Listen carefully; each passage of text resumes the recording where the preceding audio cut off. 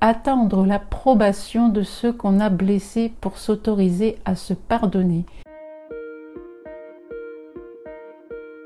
Si vous entrez dans cette démarche, c'est-à-dire attendre des autres de vous autoriser à vous pardonner, vous pouvez attendre une vie et souffrir pendant toute cette période.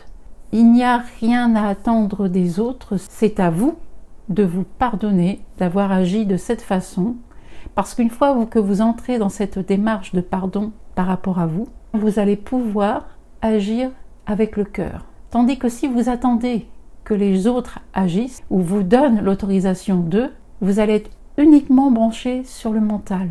Ce mental qui attend un ordre.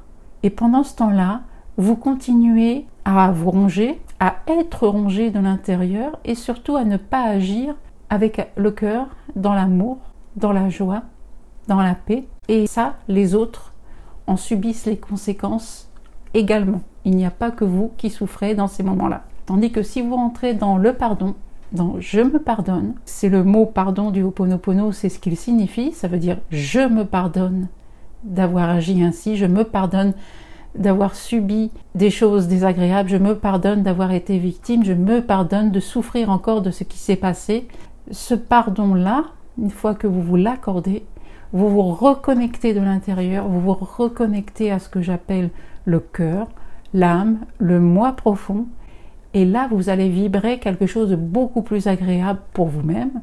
Vous allez vibrer de cette bienveillance, de cet amour avec un grand A qui va ensuite résonner sur les autres et sur votre entourage. S'autoriser à s'aimer, à se pardonner, c'est vous permettre d'être émetteur de l'amour.